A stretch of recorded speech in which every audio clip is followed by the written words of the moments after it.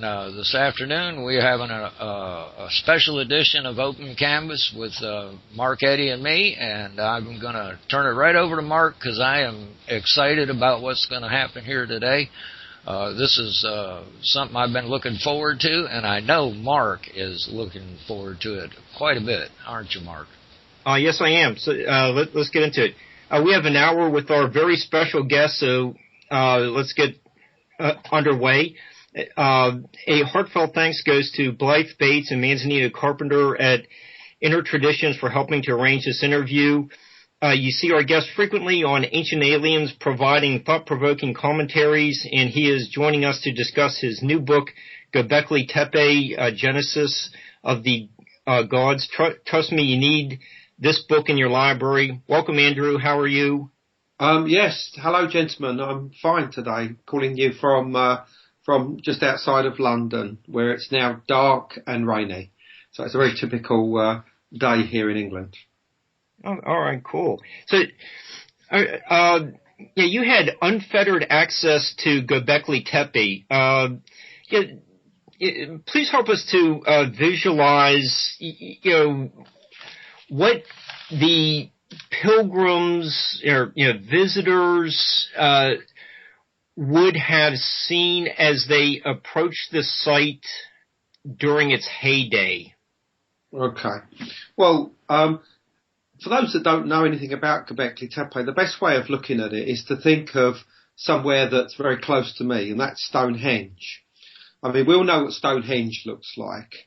It's these megalithic, great stones with these trilithons on top. Well, the trilithons are not there, but if you can imagine T-shaped stones of a similar sort of size, similar sort of appearance, but then cover them in carvings of animals and birds, make some of them look very human-like in appearance with arms and hands and clothes and belts, buckles, and then multiply that by at least 20 times, possibly even 50 times, and place that on a mountaintop in southeast Turkey.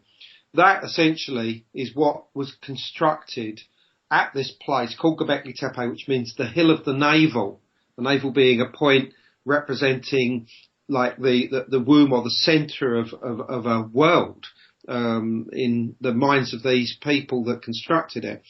And if you can imagine all of this happening 11,500 years ago, and then very gradually, as various of the enclosures were decommissioned or killed off, they would have been covered over with earth. New, smaller ones, much simpler in design, constructed on top, and then they would have been closed down. New ones would have built on top of them, and this would have gone on, creating multiple layers of what's known as an occupational mound or tepe or tell over a period of 1,500 years. Until finally, around 8,000 BC, the whole site was covered over finally and just left as it was. And that's the way it essentially has remained right the way through until the present day. And then in 1994, a forward-thinking German archaeologist by the name of Professor Klaus Schmidt got to the site. He saw that there were literally thousands of early Neolithic flints just scattered about, plus fragments of stone carvings, which he recognised as from the beginning of the Neolithic, at least 10,000 years old. And he realised that beneath this earthen mound was possibly the greatest discovery, not just of his life, but in the world, to do with prehistory, since forever, basically.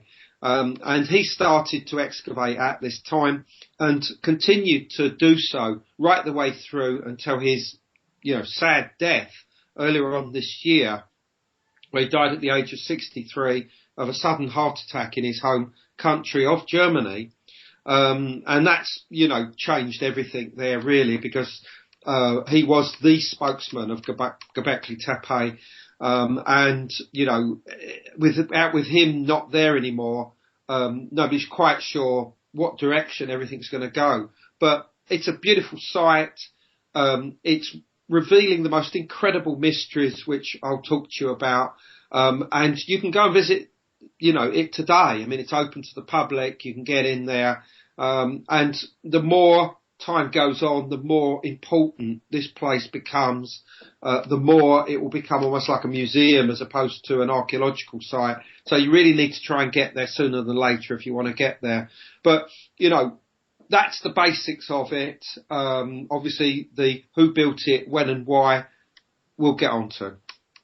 Okay. Now, how much of it has been exposed so far, do you know?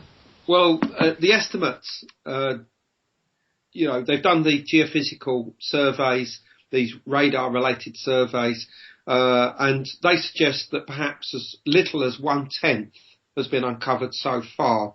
What this actually means is that already there are 4 major enclosures. These are oval-shaped enclosures made up of these standing stones, which are placed radially as opposed to, edge to edge. They're radially faced towards the centre with 2 huge, great monoliths in the middle of these enclosures, which are up to 18.5 feet tall, and weighing perhaps 15 to 20 tons apiece.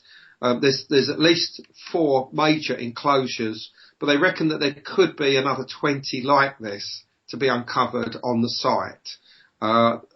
Certainly there's going to be many hundreds of rooms of different sizes with these standing stones in, and who knows what might be uncovered next.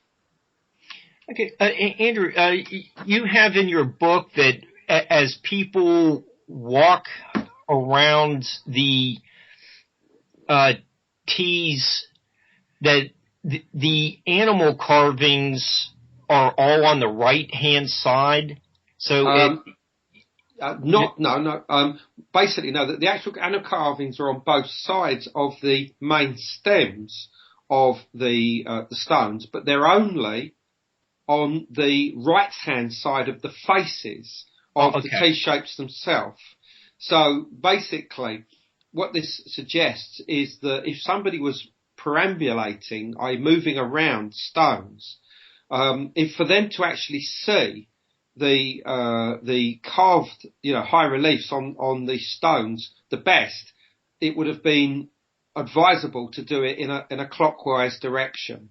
And since in at least 2 of the circles, the number of stones in the outer circle was 12, this strongly suggests that there's some kind of relationship with the movement of the heavenly bodies, the celestial bodies, the sun, moon, and stars.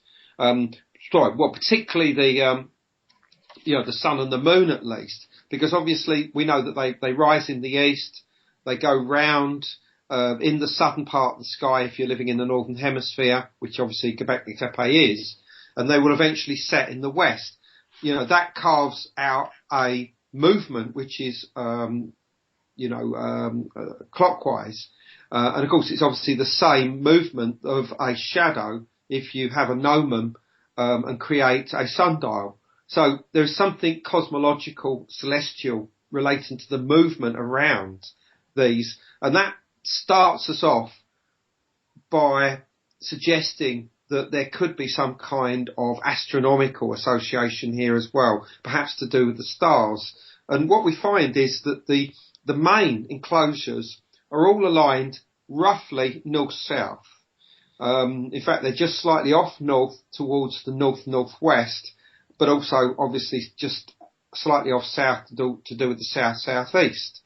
And this is emphasised through the azimuth, the mean azimuth of the twin central monuments in the middle of them, and these and standing stones that are on the northwestern edge of the actual enclosures, which would have been, would have given you a clear sight of the horizon when originally they were constructed, seem to be pointing towards a particular star in the night sky, as it would have set around 9,000 to 9,500 BC.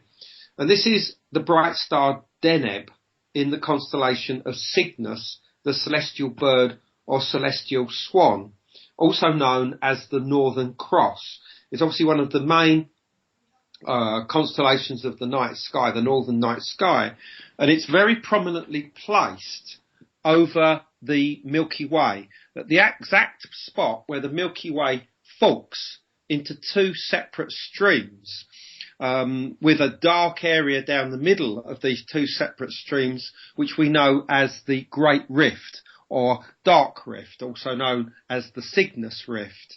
And it would seem universally around the world that various indigenous cultures have seen this point in the sky as the point of entry and exit into the sky world. In other words, it was the place that you exited this physical reality and entered into an otherworldly environment, essentially within altered states of consciousness, shifted states of consciousness, which was something that would have been the domain of the shaman, who probably would have used these holes, these megaliths with these holes in, to leave the enclosure, and travel wherever they were going.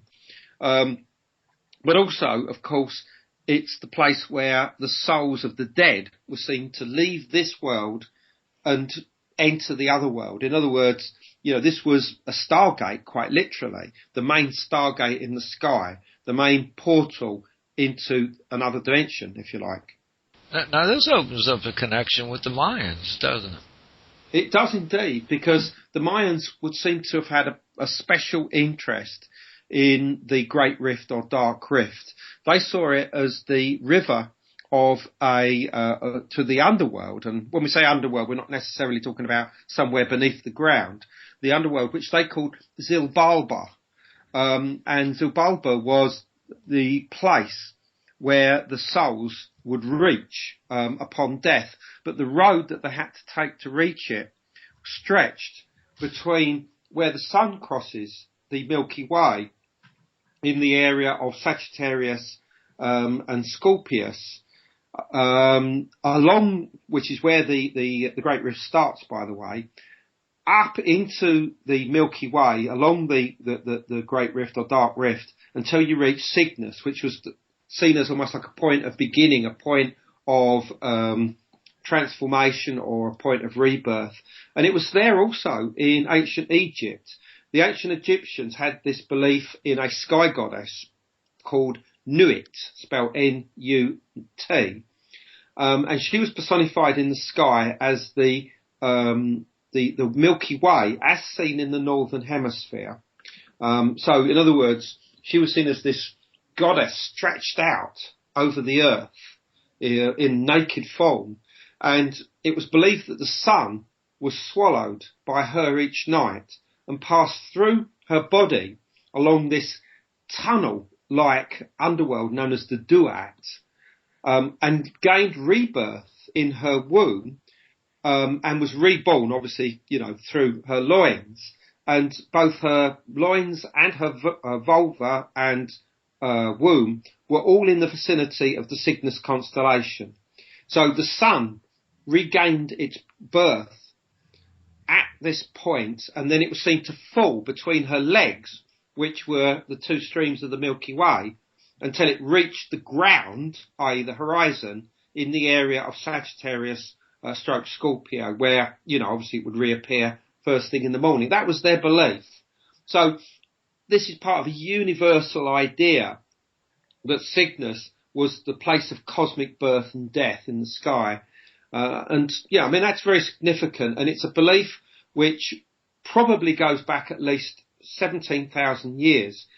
There are images in the painted caves of southern France that seem to depict this very area of the sky and show Cygnus in the form of a bird on the top of a pole, and near it a shaman with a bird's head, as if that's the form he had to take to actually enter into the sky world. This is found, for instance, in a cave known as Lascaux, in the Dordogne region of southern France. Now, I'm sorry, Mark. Go ahead. Now, these T-shaped monolithic structures there at Gobekli Tepe is kind of like a model of this, then, right? Oh, absolutely. I mean, I mean, one of the key symbols that you find, like a glyph or an ideogram on various of the stones, looks like the letter H. Okay, but it's not a letter H because it's both one way up, i.e. looks like a letter H, but on other occasions it's on its side. So it's obviously, not representative of a particular sound or something like that.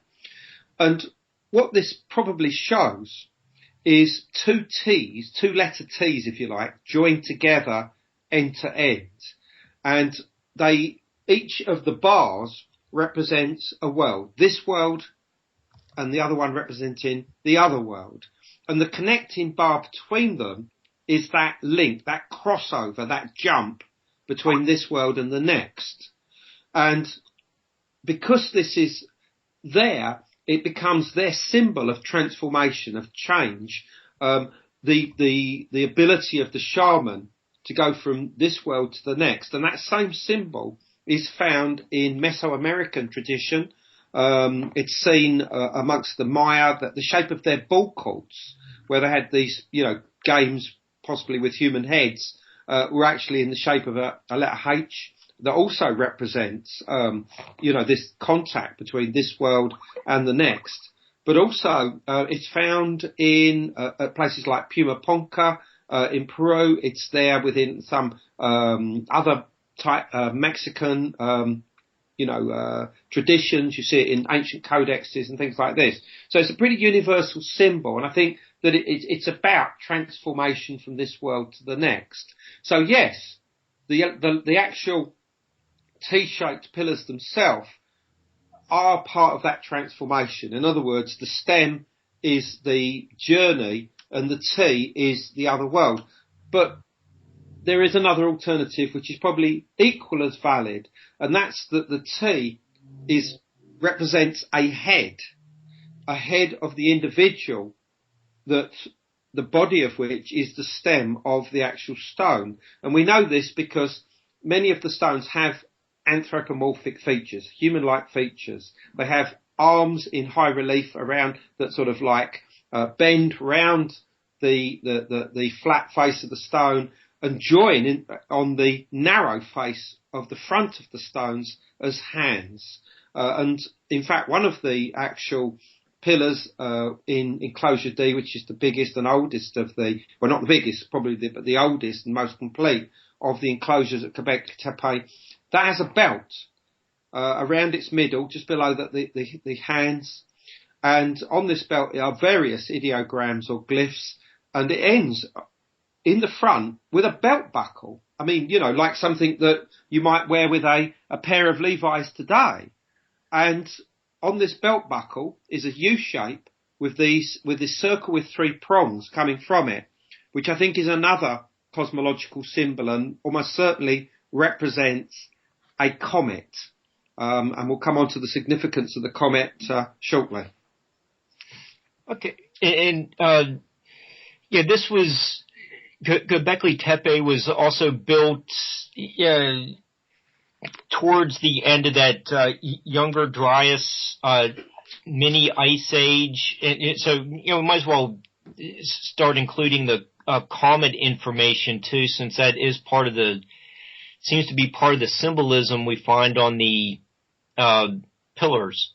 Absolutely, yeah. Okay, well look, I think it's important to conjure what was going on immediately before Gobekli Tepe was constructed, because this was a terrible time to exist in the world. Around 10,900 BC, it would seem as if the world suffered a cataclysm, one that would seem to have been the result of a comet entering into the inner solar system, probably passing around the sun in what's known as the perihelion, its close approach to the sun, fragmenting as it actually goes round into probably not just hundreds, but maybe even thousands of different parts that were sent on a direct trajectory towards the Earth. And on that day, which must have been a terrible one for the inhabitants of this world, suddenly these fireballs start appearing in the upper atmosphere, careering down, and probably even before they hit the ground, they explode like mini nuclear bombs, creating wildfires that spread over extended areas of the planet, particularly in the northern hemisphere, just spreading completely, engulfing forests, engulfing everything in their path, and creating at the same time an ash cloud that rises up into the air with all of the charcoal debris, the ash and everything else, and goes into the upper atmosphere and blots out the sun and, of course, the moon and the stars for an extended period. Now, this could have been weeks, months, even years. But what it certainly did is to reduce the temperature considerably, possibly by as much as 10 degrees centigrade. And with this, plunging the world into a mini ice age that lasted for as much as 1300 years. Now, obviously this was the trigger. There were other motivations as to why the ice age should have continued for that period of time. But what also occurred is a great flood, because it would seem as if certain fragments of the comet hit the ice sheets that had covered vast parts of the northern hemisphere for anything up to 40, 50,000 years. And they instantly vaporized the water that was held within the ice sheets. And this water would have gone up into the upper atmosphere and been held there, where it would have mixed with the ash clouds and the fumes and the chemicals within them and rained back down as acid rain. And so, you got an extra, those that may have survived the wildfires, the initial wildfires, and obviously the blast explosions themselves, now had to get out of the way of acid rain, which could quite easily have burnt the skin, and would certainly have killed off livestock, and the game that they relied upon for their hunter-gathering activities. And so people would probably have survived in caves. To be honest, that's probably almost the only place you could have gone to survive it. And this would have been happening all over the world. And it occurred not just in, a few days, but the ice cores from Greenland tell us that there was bad things going on in the world, possibly volcanoes, earthquakes, for several hundred years after this event. So this takes us up to around 10,300 BC. And even after these events stop, you've still got the mini ice age to deal with, which would have caused a terrible drought over the northern hemisphere, because most of the water would have been locked up in the re-advancing ice sheets. So you'd have had a lot of peoples displaced from their own home territories, crossing into neighbouring territories, possibly getting into skirmishes and battles with the inhabitants in these other areas, and a lot of bloodshed, but then obviously changes occurring. And I think that this is what was going on in Turkey around the immediate period before the construction of Gobekli Tepe. What happened is that peoples displaced from the north came into the area of eastern Turkey, which is geographically known as Anatolia, and took over the show. They were a different people. They were elite groups who had incredible abilities in not just tool making, but in understanding exotic minerals and rocks, in shamanism. They almost certainly had a profound knowledge of astronomy and the movement of the stars, of timekeeping, knowledge of comets, and they would have been able to beguile the local populations into working with them. And those that perhaps argued with them, they could have used false And I think that they gained control over the indigenous inhabitants of southeast Turkey, who at that time were in great fear that these cataclysms would come again.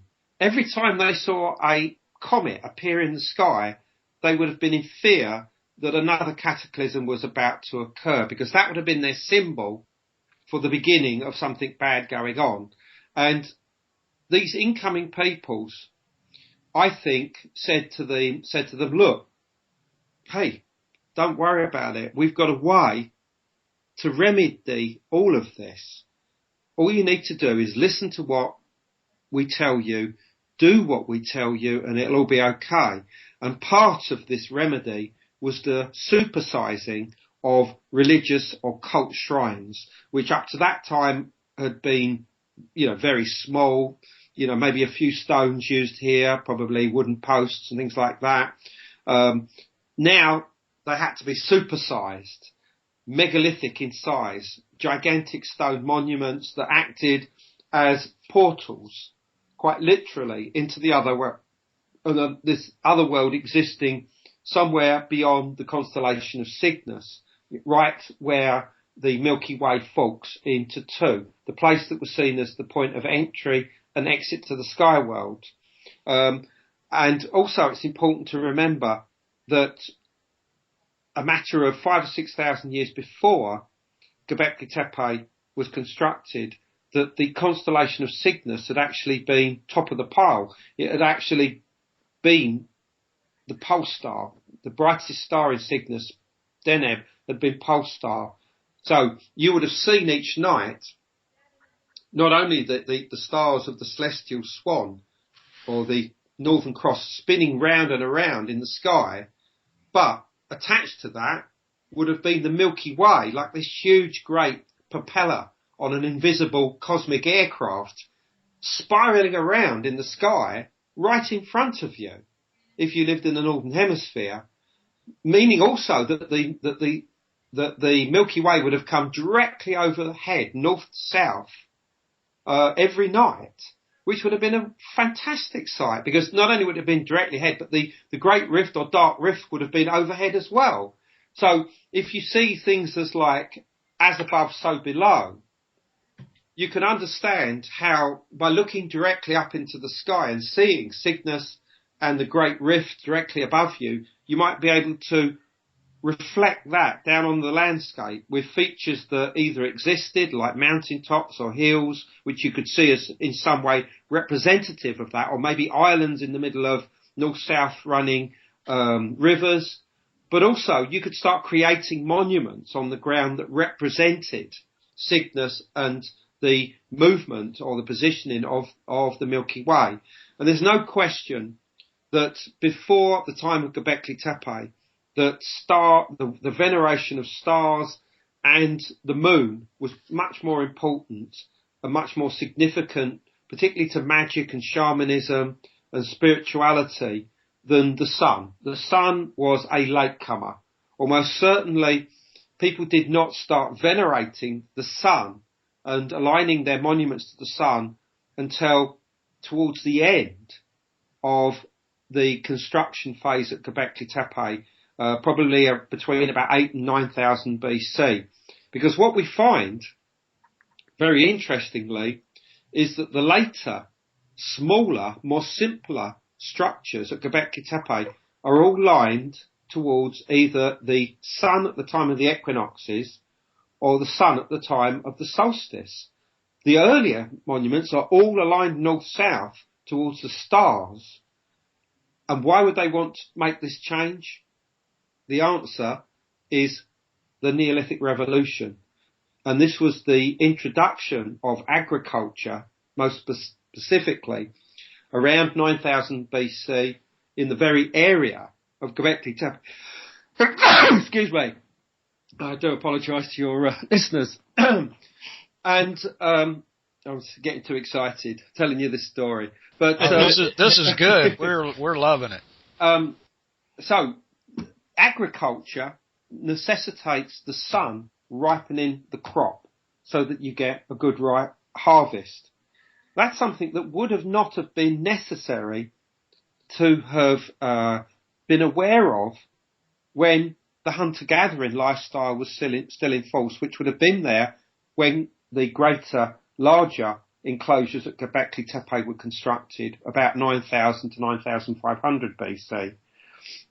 And we know that the Neolithic Revolution began within sight of Gobekli Tepe because 68 modern varieties of wheat that we use today for everything from pasta to cakes to bread to beer can all be traced back to a wild form of wheat called einkorn that grows, the DNA evidence that shows this, at a mountain, a disused volcano called Karaja Dar, 55 miles away from Gobekli. In fact, you can even see it on the horizon on a fine day from Gobekli Tepe. So in other words, we know that the revolution in agriculture began in the very area of Gobekli Tepe. And the reason why it began is because the infrastructure needed to maintain the building and the maintenance of huge, great cult centres like this, because that's what it was. This was not a domestic place of dwelling. Would have involved hundreds, if not thousands of people who would all have needed feeding on a daily basis. And if you just relied on the local game in the surrounding landscape, this would have soon have been depleted. Maybe that's what it happened. You know, they did deplete, you know, the local food resources very quickly. So they needed something else. And, you know, in various parts of the world, in the Near East, they've been experimenting with this idea called agriculture, you know, domestication of plants and planting them and using them as food. And they thought, let's introduce that. Let's bring that in. You know, we can create food for thousands of people. And I think that's exactly what happened. That's why the changes occurred. And you can see this at Gobekli Tepe itself from the transition from the stellar and lunar worship to eventually the solar worship towards the end of it. That marks the transition. You can see actually this going on. And what's interesting is that the later enclosures that are directed towards the sun, the symbolism changes as well. And one of the key symbols becomes the lion. And the lion is obviously the symbol of the sun at the time of the equinox during this period in what we call the age of Leo, because Leo was the stars that rose just in front of the sun during this period. And I believe that this was the first time that those stars became associated with a lion. And that's why, you know, even today, Leo is seen as a celestial lion, and why we refer to now this period as the age of Leo. And of course, we can then start looking at places like Giza in Egypt and start looking at the Sphinx and saying, well, was John Anthony West and Robert Schoch correct to redate the Sphinx and place it back in the age of the age of Leo? I haven't got an answer for that. Certainly, the Sphinx is older than what the archaeologists tell us, but exactly how old we really don't know, in all honesty. But that was what was going on at Gobekli Tepe. But the bigger question now comes: we know why it was constructed, seemingly almost as a place, a stargate to launch the shaman into the other world, so that they could deal with the supernatural forces seen as responsible for cataclysms, which were usually represented by some kind of cosmic trickster. And the trickster in this part of the world was generally either a fox or a wolf. The most obvious example of that in Norse myth, for instance, Norse mythology, is the wolf Fenris, or Fenrir, who was seen to have brought about the destruction of the world virtually in what was known as Ragnarok, the twilight or doom of the gods, something that's talked about in great detail in Norse mythology. But it's not just in Norse mythology where the wolf becomes the symbol of the comet entering the sky and causing this havoc in the world. It's found right the way across Europe. It's there in southwest Asia. It's there in Iran, for instance.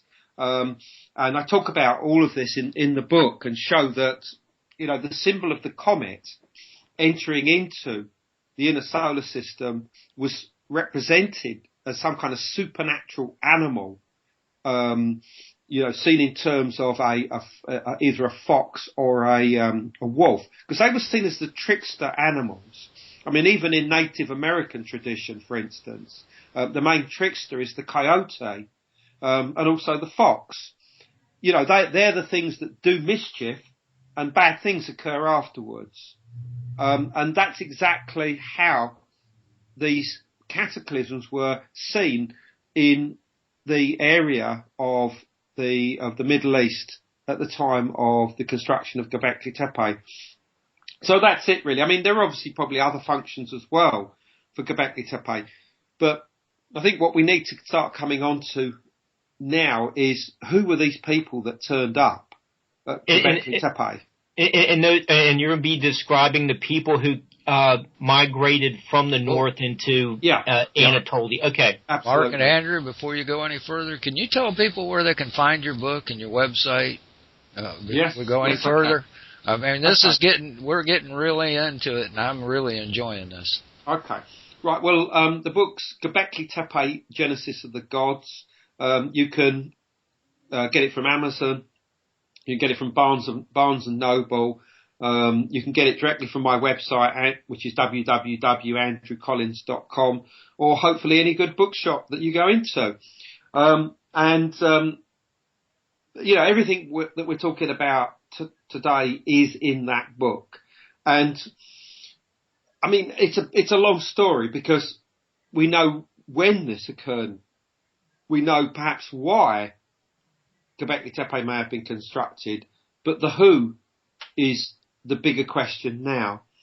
And the incoming groups would seem to have belonged to a culture known as the Swiderians.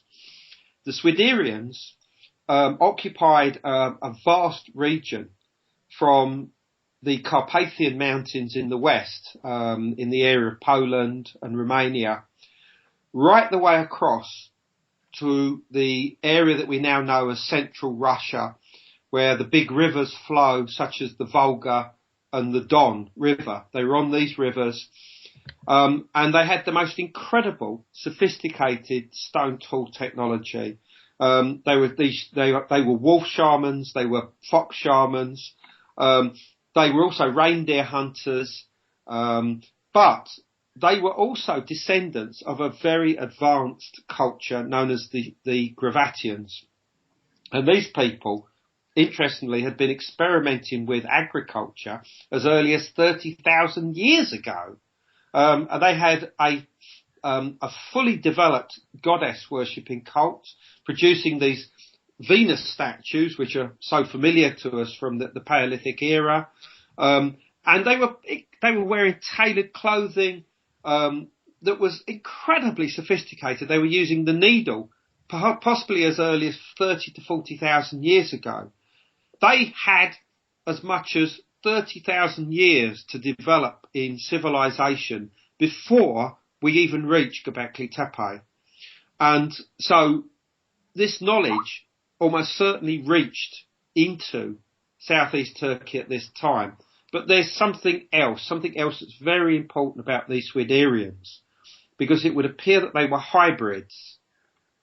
Now, when I say hybrids, I don't mean anything to do with aliens here. I'm talking about the admixture of two different types of human species.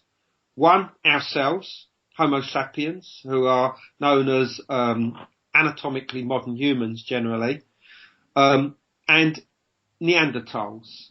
Neanderthals existed in Europe and in Asia right the way across to Siberia from around 300,000 years ago through to their disappearance as recently as around 30,000 years ago. And there was an overlap of possibly 20,000 years in Europe and Asia where they came into contact with our ancestors and interbred with them.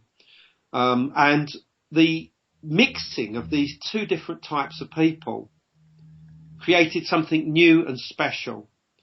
The Neanderthals would appear to have been deep thinkers, dreamers, creators, artists, in touch with otherworldly realms through their developed brain, which was slightly different to ours. They had an extended bun at the back of their skull, which may well have been part of this, this extended awareness of otherworldly activities. And they got together with our own ancestors who were much more functional, rational. We were oppressors, territorial grabbers. We lived, we went into territories, took it over, didn't really care. I mean, modern sort of typical standards of humanity, really. And they came into contact with these people who were completely different. Their mindset was completely different to ours. And this has been shown by the fact that their DNA reveals that they were much more susceptible to diseases like autism. And autism, we know, is something which, although can create physical or mental disabilities, can also create genius at the same time, and relates to a type of an awareness of reality which is missing from normal human beings. I mean, we won't go into this in too much detail, but you can see where I'm going. And there was a British author by the name of Stan Goosh, who did a series of books from the 1970s through to the 2000s when he died, showing the effects of hybridization between Neanderthals and anatomically modern humans, and showing how this could have affected the rise of civilization. And he was mostly ignored, in all honesty. And each one of his books tries to drum in his theories more and more, and saying, you're still not listening to me, even though these discoveries continue to be made relating to how intelligent the Neanderthal people were. And I've only really got onto this since actually writing the book, but what I do show in the book is that the Swiderians were almost certainly human hybrids. The skulls that have been found that have been associated with their culture are very strange. They're elongated. They have extended jaws. They have the eye ridges are very prominent. The chins seem to be extended, and they seem to be almost a cross between Homo sapiens and Neanderthals. And I think this is crucial, because what it suggests is that the people that were coming in to southeast Turkey and were responsible not only for curing this fear of cataclysms of the local people, but also for the supersizing of monuments and creating places like Gobekli Tepe, is that they were hybrids. They were human hybrids, quite different in appearance and mental thinking to the peoples that they came in contact with in southeast Turkey. And because of this, they were also remembered in myth and legend, very specifically under certain names. They were remembered as the Anunnaki of Sumerian mythology. By the way, the term Anunnaki basically means the gods of heaven and earth, but the root of that word is Anuna, which means basically the gods of heaven or the heavenly ones. And this conjures the idea of gods and people sort of living amongst the clouds or something. But I think that these words can be more simply broken down into the sky people. The Swiderians were the sky people. And what this meant is that they had the knowledge of astronomy and the stars, and of time cycles, and that they carried this knowledge, and they were known as the Anuna. And this is where this term comes from. Anuna is words in Sumerian, but almost certainly they probably have a root that goes all the way back to the area of Siberia and the Ural Mountains and things like that. They seem to come from much earlier non-Indo-European roots that go back perhaps 10, 20,000 years. Now this could also prove that in the Sumerian texts they said that culture was brought to them. Well, absolutely. And yet we give them credit for inventing all this stuff, and it actually has come from the Gobekli Tepe area. That's right. Yeah, I mean, even Klaus Schmidt, the German archaeologist who first discovered Gobekli Tepe, linked the Anunnaki with Gobekli Tepe. He suggested that the memory of the Gobekli builders could well have been that of the Anunnaki. And I mean, this is quite incredible because what it said of the Anunnaki is that it says they were born on a sacred mound known as the Duku, D-U-K-U. And this Duku was located itself on a mountain known as Karsag. And that here they lived, and it was here that they gave to humanity, i.e. mortal kind, ourselves, the first grain and the first sheep. Now, the first sheep is animal husbandry. Sheep, goats, cows, pigs were all domesticated for the first time, as far as we're aware, in the area of Gobekli Tepe, in that area of the Near East, probably around 9000 BC onwards. Oh. The grain that the Anunnaki gave us is clearly agriculture: wheat, rye, barley, and in fact probably any domesticated plant that was being used at this time. And that's been remembered in these abstract forms as the Anunnaki giving us the wheat and the grain. Sorry, the grain and the sheep. That's it. And I mean, this is remarkable. You know, in Sumerian tradition, it records that, you know, these were given to us. The Neolithic Revolution was made available to us by these people, the Anunnaki, who this German archaeologist tells us were the builders of Gobekli Tepe. I mean, you can't make this stuff up, to be honest. I mean, it's incredible, and we haven't even started talking about the Watchers of the Book of Enoch yet, because they seem to be merely the Hebrew form of the Anunnaki, and they also are associated with the area around Gobekli Tepe, because within sight of Gobekli Tepe is a ruined ancient city called Haran. Now, Haran was the seat of the moon god Sin, S-I-N, and Haran goes back nearly 10,000 years. And the first, early Neolithic mounds go back to this period, which makes it virtually contemporary with Gobekli Tepe, where we know that both star and lunar worship went on. And here it is, down on the plain at a site that's within eyeshot of Gobekli Tepe.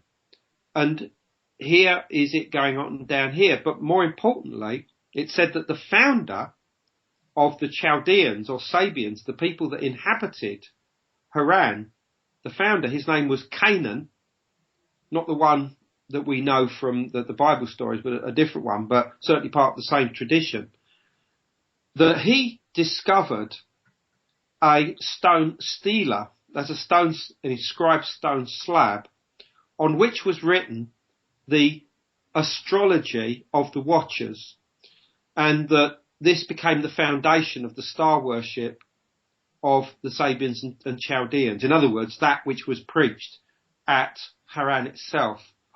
So this directly links the Watchers with somewhere within sight of Gobekli Tepe. But there's more. I mean, very close to Gobekli Tepe, 8 miles away, is the ancient city known today as Shanlurfa. Its other names are Urfa, or it's called in the Bible Edessa. And it's said that this was founded by the son of the serpent.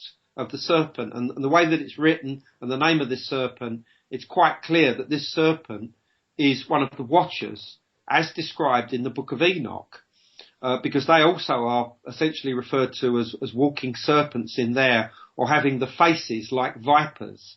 In other words, possibly extended, long faces. They were said to be very tall, pale skin, white hair. These were obviously features of examples of these people that were so different to the local inhabitants that they were recorded down and are preserved in myth and legend in this way. And again, even Klaus Schmidt linked the name Watchers with Gobekli Tepe. So the builders of Gobekli Tepe are remembered in myth and legend as the Anunnaki of Sumerian tradition, but also the Watchers, and of course their offspring, the Nephilim, in Hebrew tradition. And you might say, well, hold on, I thought Hebrew tradition relates to Israel and Palestine and places like that. Well, no. It all comes originally from the area around Gobekli Tepe, because Shanlurfa, the city I've just mentioned, was the birthplace of Abraham. And in this region were all of the early stories of the book of Genesis played out. Not only the Garden of Eden, not only the place of descent of Noah's Ark after the time of the flood. That was a mountain just 150 miles away from Gobekli Tepe. But it was Abraham who carried all the traditions of the Hebrews with the first Israelites from the area of Shanlurfa, which is the traditional site of the city in the Bible called Ur of the Chaldees, first to Haran, which is not far from there, only about 20 or 30 miles from Shanlurfa. And it said that Abraham stayed here for a while, and then he began his journey to the promised land of God, which we know, of course, was Canaan, the land of Canaan, which obviously becomes Israel. And that's why all these stories to do with the Watchers, the book of Genesis, Garden of Eden, Adam and Eve, all these sort of things are transferred to that area around the time of Abraham. And he is thought to have lived, if he was an actual person, probably around 2000 BC. Wow, that's a lot of information. So actually, biblical history is actually correct. Well, I mean, correct as in it contains kernels of truth. Yeah, absolutely.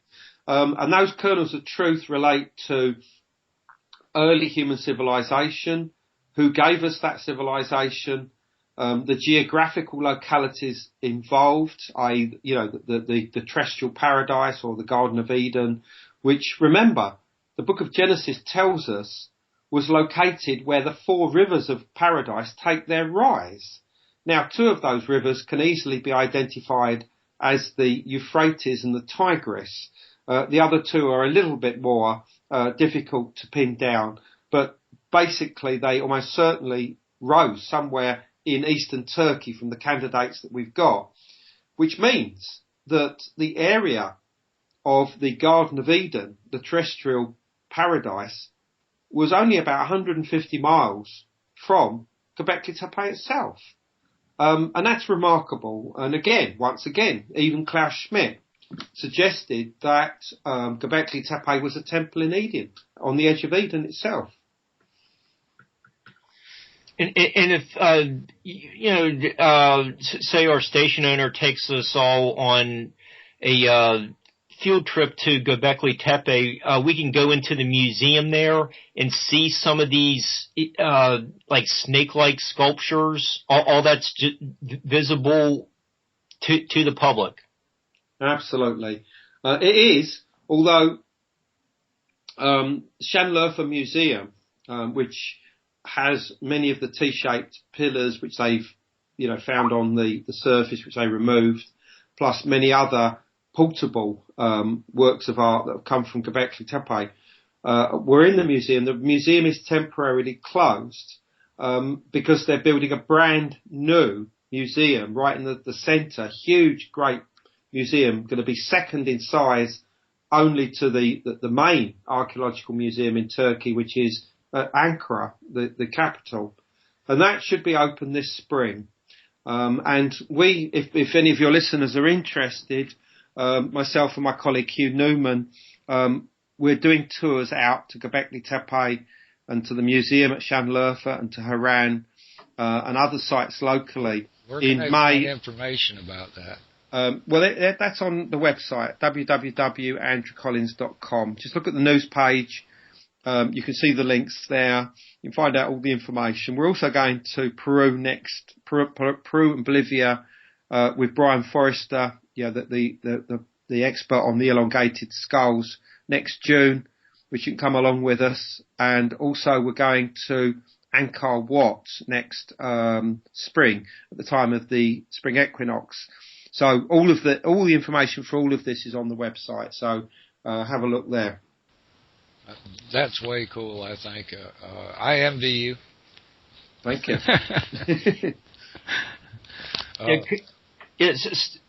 Stop by and we'll tour some giant stuff too. You're gonna have to come back and talk to us about your trip in West Virginia with Dr. Little and the giants and what you found here.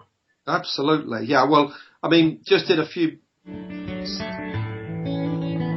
All right, that's our break, folks. We'll be back in just a few minutes. Thank you. I enjoyed that short but extremely excellent conversation with Andrew Collins, and we got my co-host Mark Eddy to thank for it. He did a lot of work, and during the break we were talking to Andrew before coming back, and he's got some news, don't you, there, Mark? Oh yeah, and I think we'll be having him back sometime soon to continue the conversation. So I'm looking for, we'll keep you posted. That was. Oh, I enjoyed it. The man he brought a couple of ideas to my mind that I hadn't thought of before, like the interbreeding of the Neanderthal man. I mean, DNA-wise, we've discovered that we actually did interbreed with them at some point in history. Yeah. One of the most important aspects of his book that, I found just really fascinating was that these temples were built prior to the development of a system of agriculture. You would think that it's the other way around. You are eating and then you go to church. But it's, these religious temples that inspired everything else. And, if you look on about halfway down on page 39, hopefully you go to Inner Traditions, his website, order the book. But, when you get a copy of his book, you go about halfway down on page 39, and Andrew writes, it was the temples that came first, with agriculture created in their wake to satisfy the needs of so many people engaged in the construction and maintenance of such mammoth building projects. So it's religion-inspired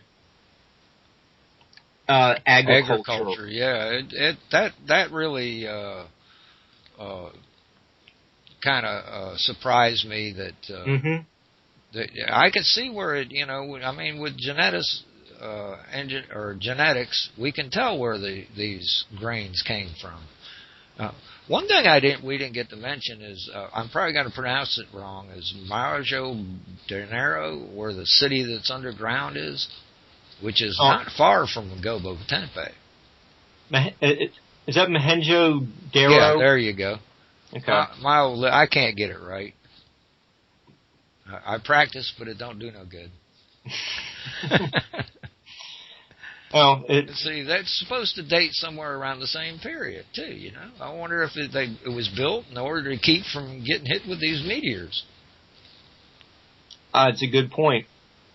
Or to live underground when the atmosphere wasn't real good with the acid rain. And yeah, well, you know, I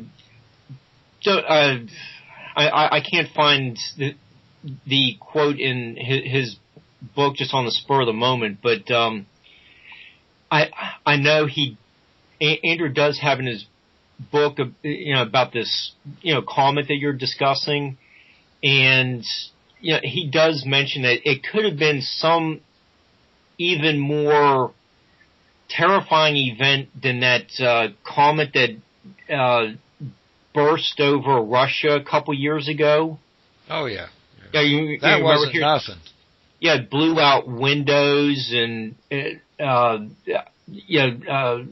had a blinding flash. It like something like that.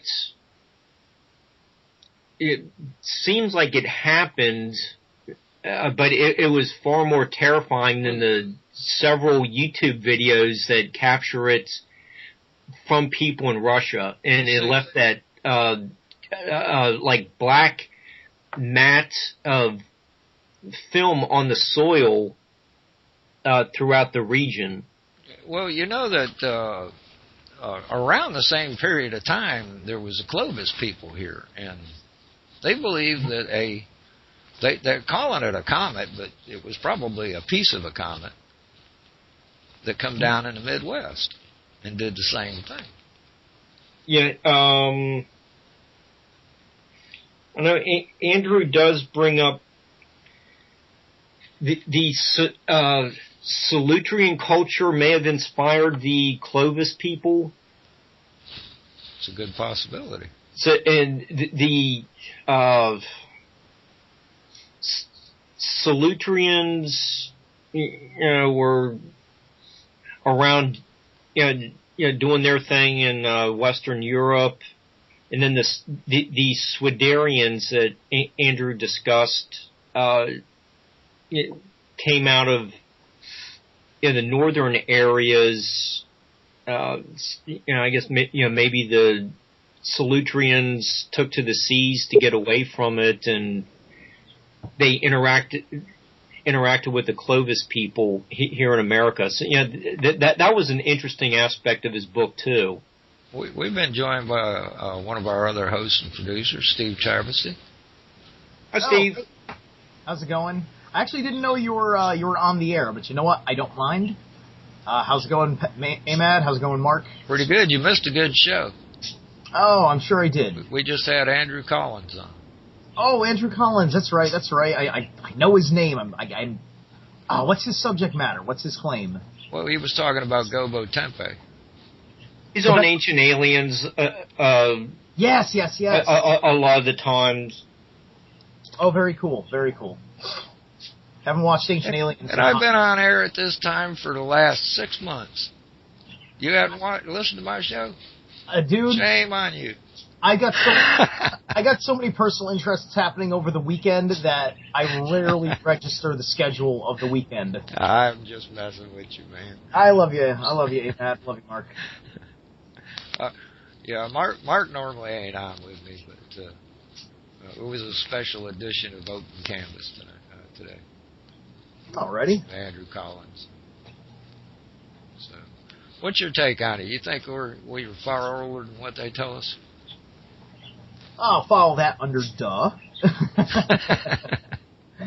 Oh yeah, for sure. It's only a I mean, like anybody who doesn't believe the literal word of the Bible pretty much is in agreement that we are older than that. But yet, what is very interesting is that there's so many people that, whether they believe in a religion of sorts or not, they cannot accept that there was a civilization before what the history books say. which gives the Bible as we think that we know it plausible deniability. And that's really frustrating. I believe the Bible is full of a lot of knowledge and a lot of history. But I don't believe it's our true history, per se. I think that there's thousands of years unaccounted for in the book of Genesis up until the flood. That's what I... Oh, definitely. Yeah. I mean, and it's really silly that people would think that, because when you actually look at pre-flood Genesis, it does talk about a few places that many archaeologists think are myths, but there is evidence of them now to the point where it's getting harder and harder to deny it. But then on top of that, you've got the merit of you got to remember that before the flood, Noah was like 700 years old when he passed away. Now, if any of these stories and accounts of the age of man and certain civilizations or whatever for up until the flood are true, then that reveals a little bit more. But there's not a lot of specifics in the Bible as we think we know it. Mark, are you still there? Yeah, I'm here. I actually found Andrew's reference to that Russian comet in February of 2013. That's on page 157. So just get the book and read it. See what it's all in there. Yeah, I find this subject fascinating, and I do, or I have talked. I cannot remember who it was because it was like 3 years ago. We talked to somebody, Mark, that was talking about the lineage, and he was saying it was Turkey too. And this was a few years back we talked to him, but we didn't touch much on it. And I can't remember who it was now. It'd be interesting. I wish I had my first show's archive so I could go back and find out who it was. Dr. Sam is kind of in the area with the Bosnian pyramid. It's not that close, but he's been to Gobekli Tepe. He's been there. I know that. It may have been one of the shows you did with Dr. Schock. Oh, Dr. Schock has been there too, and so is most of the big name people have gotten to go there and visit and see these things. One thing we didn't touch on with him, I would have liked to, is why they were buried. That's going to be. We'll have to get with that on the next time he comes. Part two of the discussion. Because that's always kind of just, it's an oddity. Yeah,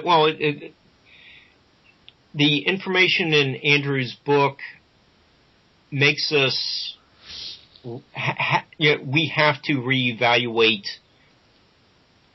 history, the dates we're using for some events, like this comet. Frank Joseph has covered these worldwide catastrophic events.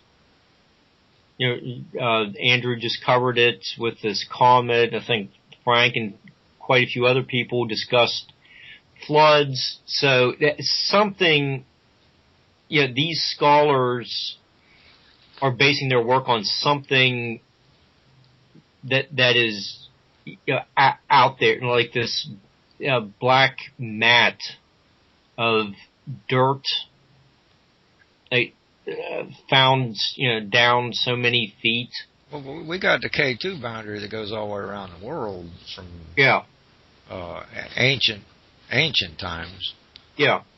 You know, this it's black probably mass, pretty much the same thing. Uranium or iridium. right? And a couple like that. Was it the Topper site in South Carolina? Has that iridium layer, and that helps to date the occupation of that site. And I believe it's was founded by the Solutrean culture. It's amazing that we're finally bringing together ends and tying them up, if you know what I mean, with history. Yeah. And yeah.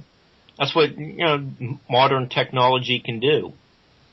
Yeah. Well, hopefully we don't get tangled and head the wrong direction. It does seem this is all confusing, but the mainstream academia takes a theory and they push it on us as the truth when there's so many other things out there that doesn't correlate with what they consider our timeline. Mm-hmm. And I hope we've helped shape this, to bring out the true history of where we come from. Well, I think Andrew just proved quite a few points the last hour, and you also get these snake-like figurines in the Gobekli Tepe Museum. I forget what he said the name of it was called, but it's there on display. He has photos of these sculpture, like full body-size sculpture, as well as smaller figurines with these snake-like heads. Anybody out there like me and you have already seen these. Yeah. Photographs of them. Of course, we haven't seen originals. I mean, that'd be nice, but we're not that important. But why are these people just across our region just making snake-headed figurines? Well, now the snake was actually not a bad thing back then. It was a symbol of knowledge and not change, a symbol of evil. Mm-hmm. So they was if they weren't true representations of what them people looked like, it was a representation of what they represented at the time. And what they contributed to the other, the existing culture that was already there. Right. Now Andrew. Go ahead. Oh, Andrew does have on page 295, some of these reptilian-looking heads. They're also, which they could have been kind of showing what they look like in a certain way, because the Neanderthal man had a different shape than the human, yeah. And then two of them hybrid together might even have had a third different shape of features. Yeah, there have also been these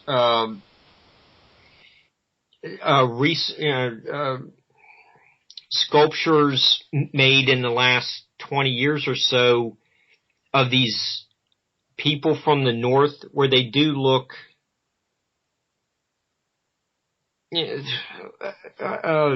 like reptilian-looking people. That's in his book. I mean, he has colored photos of some of these figures from the museum. I mean, it's all. This is all new material that has to be considered as we look at world history. Oh, I definitely think so. How do you? I don't understand how you can go into a museum, just take the photos, have someone like Inner Traditions publish it, and even though it's still on display for everyone to see, how modern academics can just ignore it or just say, oh, it was just all photoshopped. Well, no, it's there. It's right there in front of you. How do you ignore the elongated skulls? When you've had Brian Forster on your show. Oh, he's an awesome guest. Oh yeah, he's deals with that subject material on a daily basis. How do you disprove it if you're looking at it right there in a display case or holding it in your hands? I believe the elongated skulls was either another race of humans or that was a hybrid race of humans between the other hominid species that were here at the time. Science says there was at least 6 at one time living together. Now, the most famous, of course, is the Neanderthal man.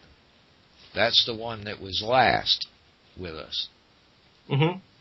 And when it died out, either it completely died out or it was inbred. And of course, genetics is showing us that it was inbred to our system, which before that was Homo sapien, now it's modern man, or it was modern man, and then now it's Homo sapien sapien.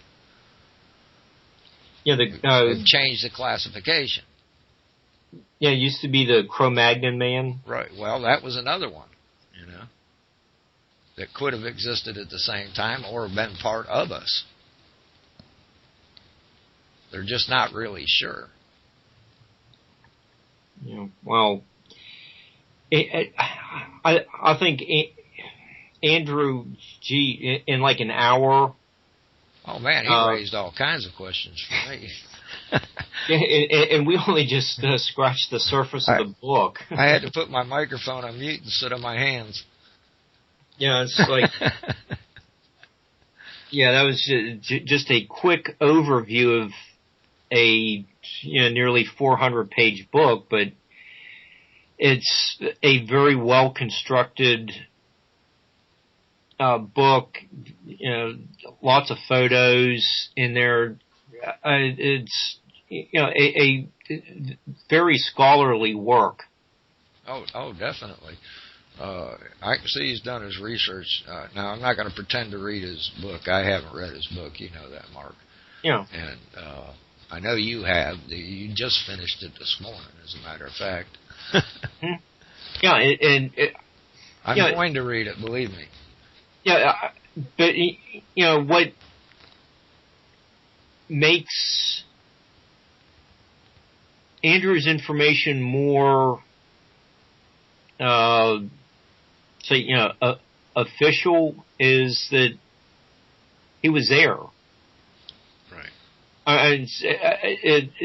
He didn't do his research on the computer. He actually got up there and got off the computer and went.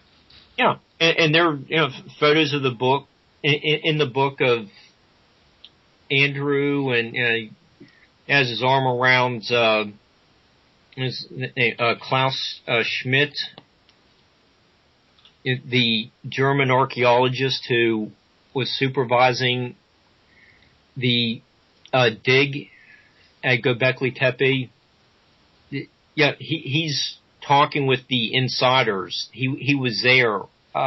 That's more than most of us can say. So it gives a lot of credibility to his research, and that's one thing you have to admire about Andrew's work is he goes to these places, doing his own experiments, like with the some kind of celestial alignment. I don't even. That's that. I envy him. Oh yeah, I have his Cygnus Mystery book here in front of me. I think we just briefly mentioned it but he goes into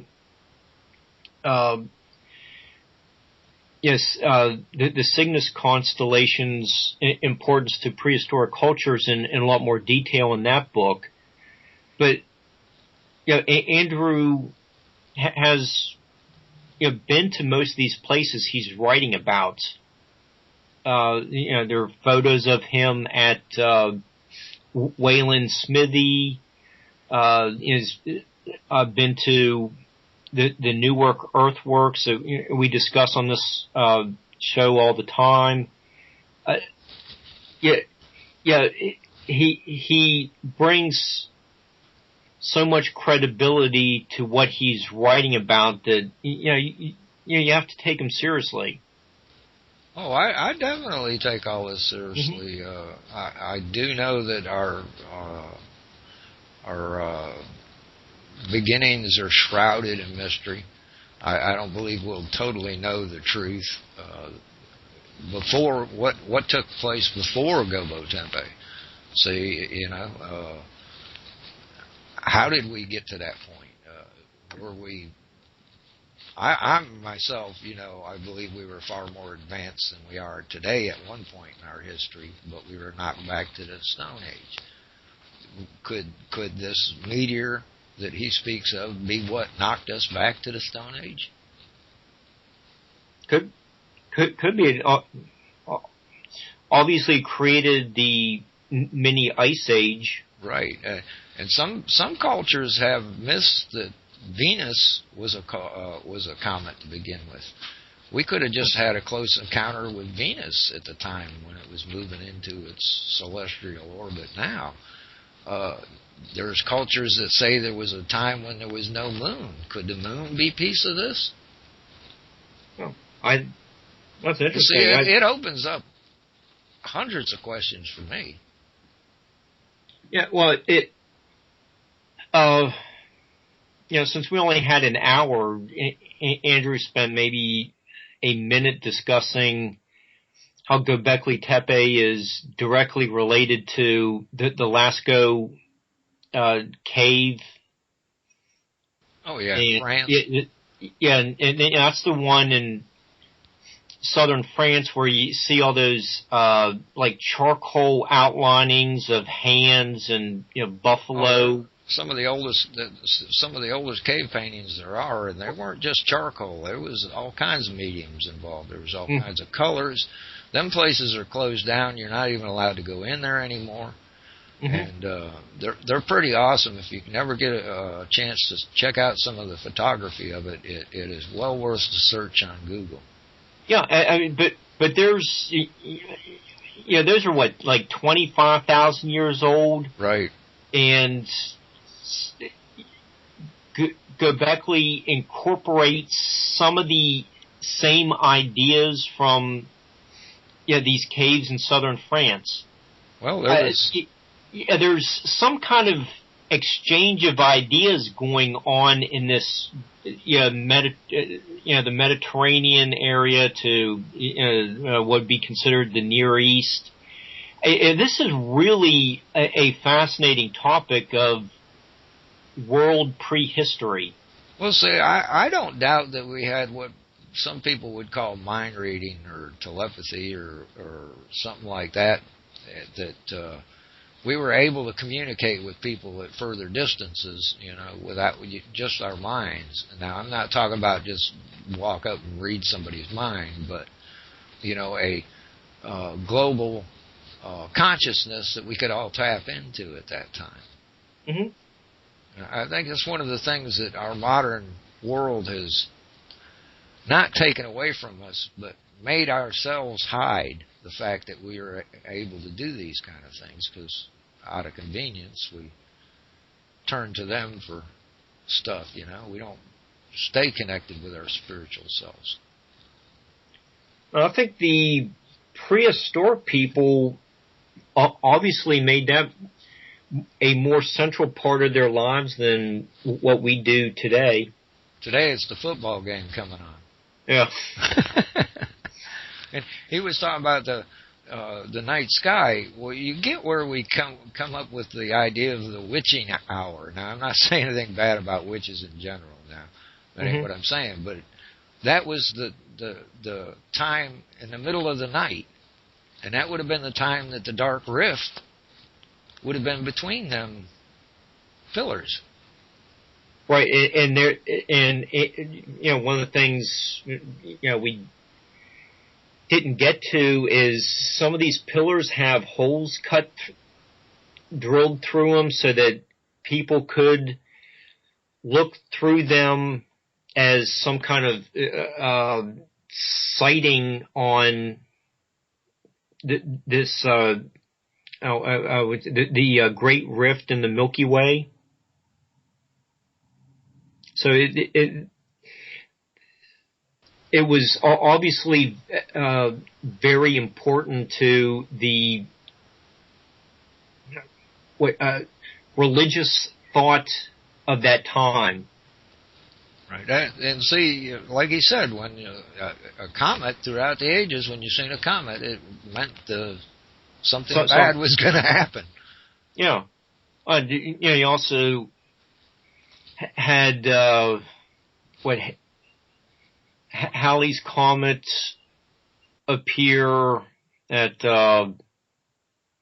was visible at the Battle of Hastings,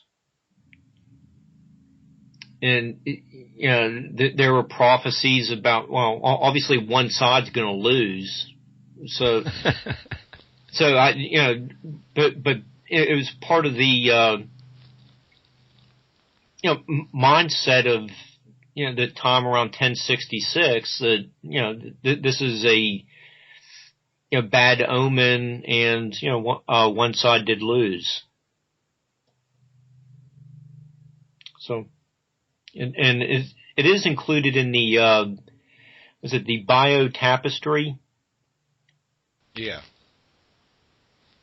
I've actually seen Halley's Comet. You should have been able to see Halley's Comet the last time I come around. Yeah, I think that's probably going to be the only time I ever see it.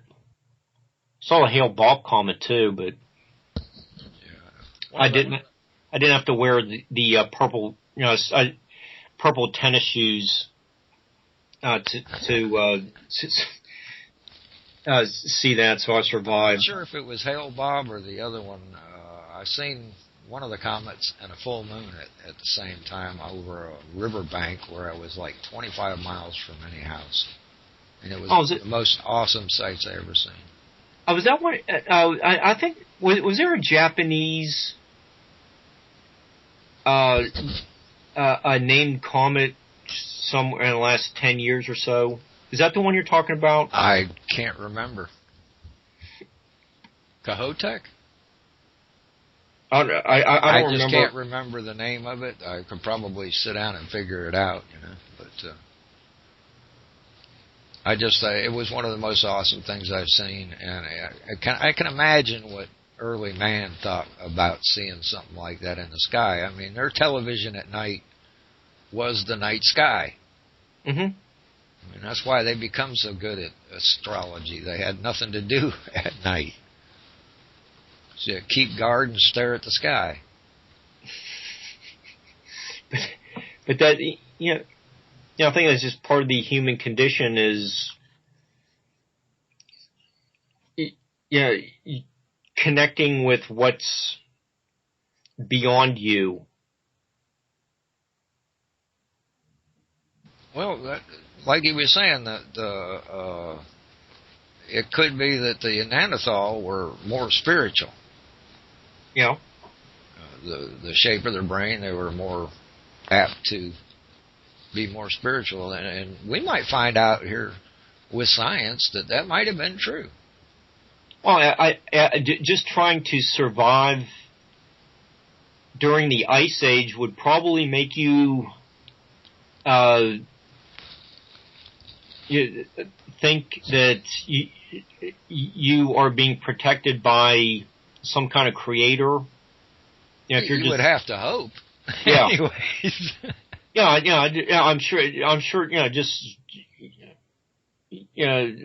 Summer might be only 60 degrees and last 6 weeks. Well, there are some geologists who believe that that particular area in Turkey and that was possibly unaffected by the Ice Age like most of the planet was. I can't remember who it was that had said it. Someplace in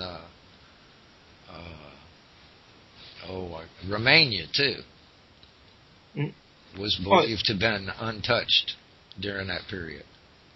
Oh, yeah. Half of Ohio was the southern half of Ohio was uncovered by the Ice Age. Most of the rivers and creek valleys were formed by the melt off. Right. But you do have, hopefully if we get Brad be on from, we invited from last week's show, he could talk about the mastodon he found in central Ohio. Yeah, we never did get to talk about that, did we? Now what? I'm working on getting him to be a guest, but that'd be an interesting discussion. Is you have northern part of Ohio covered by the ice sheet. The southern half never had the ice on it, but it's, that don't mean it wasn't cold though. Right, but it's still a worldwide phenomenon. And then you throw in this comet that created what was it, like the nuclear winter, where it's well, see, that could account for some legends of the time when there was no sun for 3 days. Right. And your nutrition is very poor if you can only get a deer or you're hunting for an animal, but your vegetation is really not going to grow, so you're only eating a protein rich diet. And of course, when you get to that point, even today, the first thing you do is, God help me. Yeah. So there's your look at how people are developing a formulating some kind of religious ideas. Just help me to get survive this day. Well, there was a bottleneck in our genetic genome at that time too. See, so all these pieces make a puzzle that we got to figure out what the picture is. I think at least once a month we get shows like this one where we do look at these worldwide catastrophic events and how humanity almost died out, and for some reason we're able to survive and repopulate the planet. From my understanding, that wasn't the only time that it happened. Now, what happened then, I think, from my understanding, now I could be wrong with this. This is just my ramblings of an old man, but I believe what they were saying when they said it dropped down to like between 18 and 24,000 breeding pairs of humans. Mm-hmm. And this is not the only time that this has happened. I believe they've tracked at least 5 other times, but I'm not positive on that. So this is something that reoccurs. Yeah. And we're right at about that time that it's supposed to reoccur. Maybe that's why all these legends of Nibiru and everything else is coming around. And the Georgia Guidestones. Well, there ain't no telling about them now. I mean, if you got a a bucket full of money and you don't care and you just want to cause some controversy, that's a good way to do it. Yeah, whoever built those is just parroting what they may have seen at Gobekli Tepe. It's an interesting concept, But I'm kind of believe that we are at this point where we have to change our metrics now, or we're going to be doomed to repeat the same thing that we've been doing through history. Oh, well, yeah, there are a lot of things going wrong that are leading us towards damnation. The 12,000 breeding pairs that I think Frank Joseph discussed a year ago when he was a guest with the Before Atlantis book. So we don't need to go back to those days. We've reached a point in technology where we can make a mistake like Fukushima, and it costs humanity.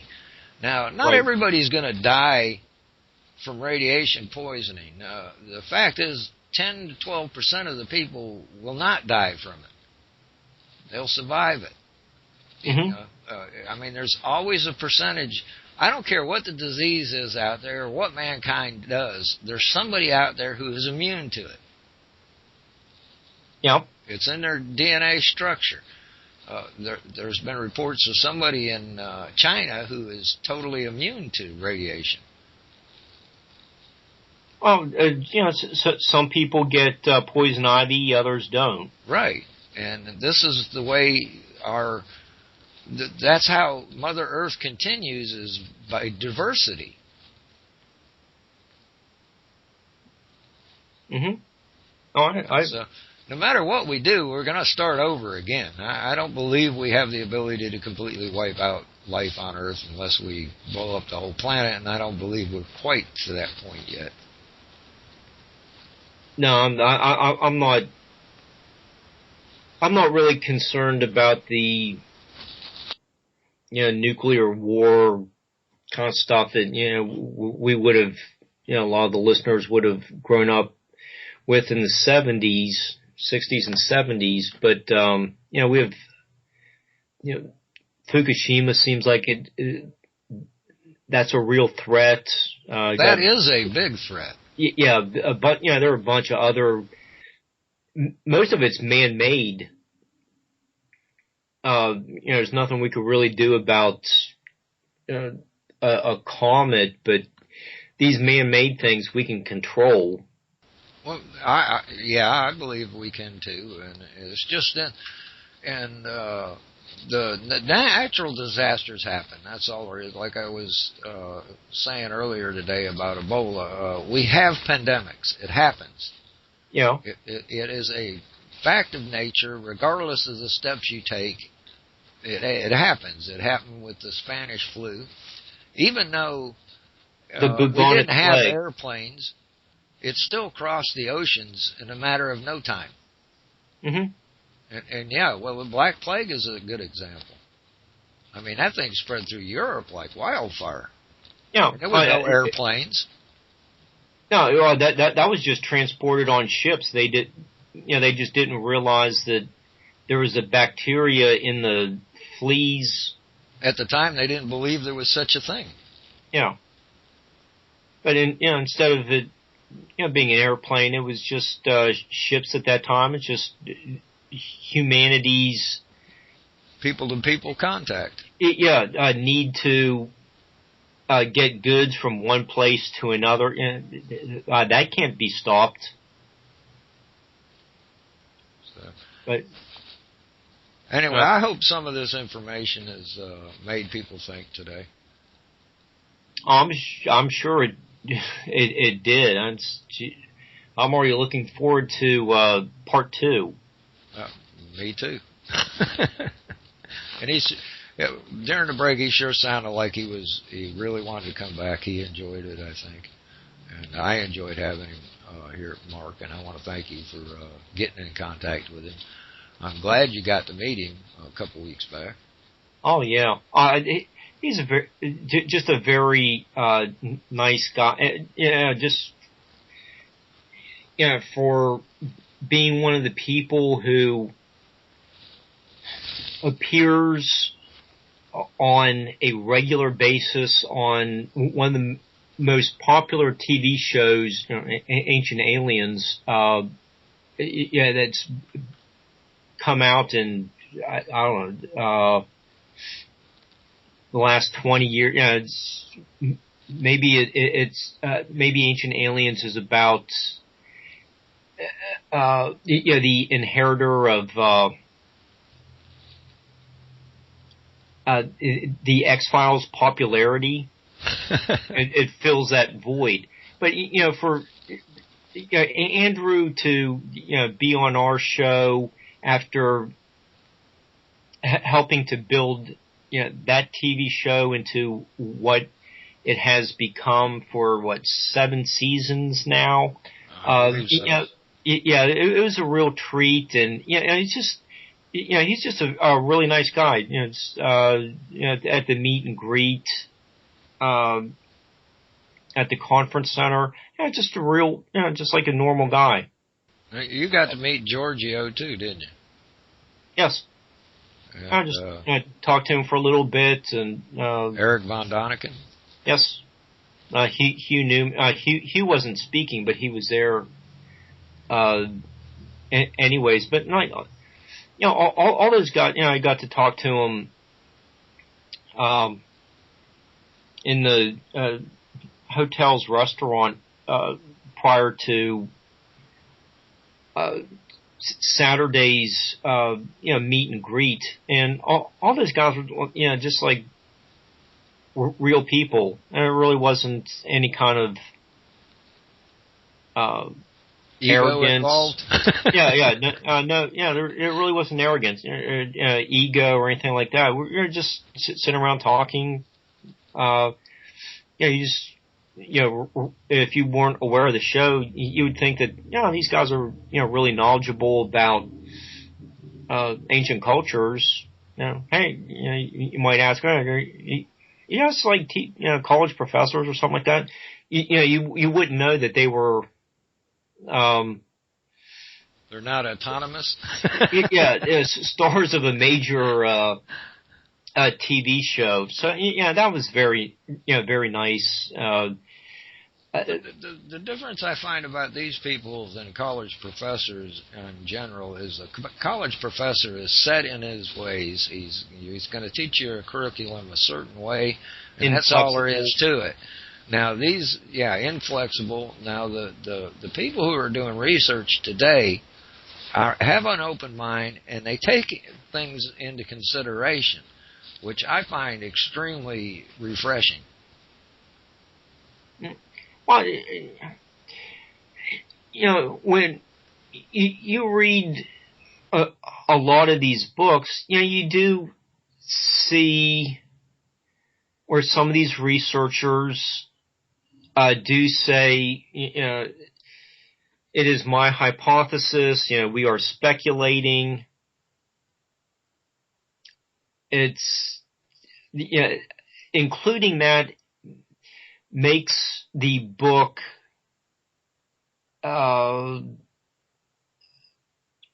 not as rigid as this is what happened.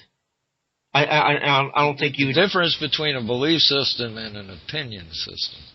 Yeah, but I don't think you're going to have a college professor write something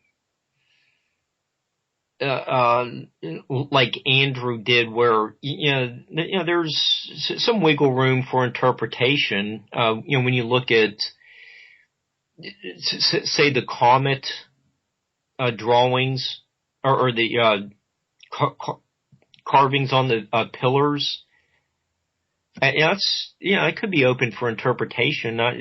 No one's alive. None of those carvers are alive to tell us exactly what was meant, but a college professor would, may have more of the tendency to say, well, this is what I interpret this to be, and there is no other way. And we spoke about that on Monday's show with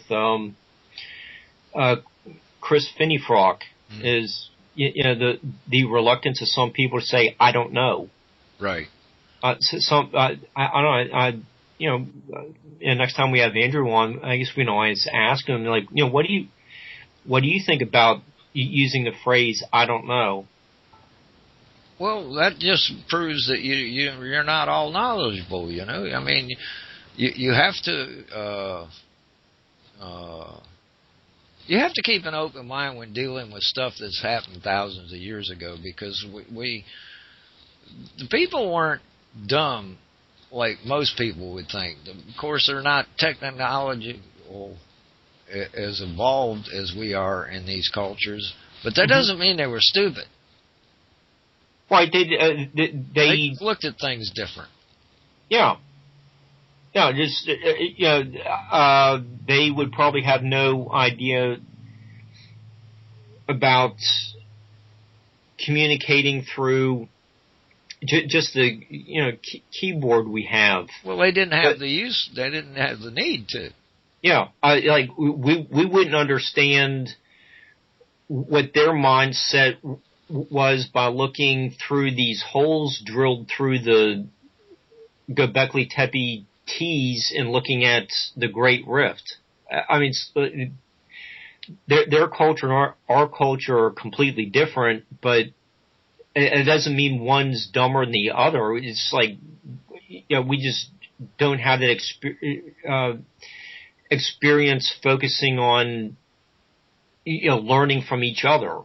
Right. So, I don't know. Mark, I'll tell you what, I sure enjoyed today. We got about 2 minutes, and not even 2 minutes. Stay tuned for Cancel the Cabal with Stephen Roberts. I hope you enjoyed the show today. Thank you all for joining me. Yeah, we have Sherry Brake tomorrow night to talk about ghosts and paranormal research. Trans-Allegheny Lunatic Asylum. It's going to be fun. Yeah, it is. All right, folks. I hope you enjoyed. Have a good day.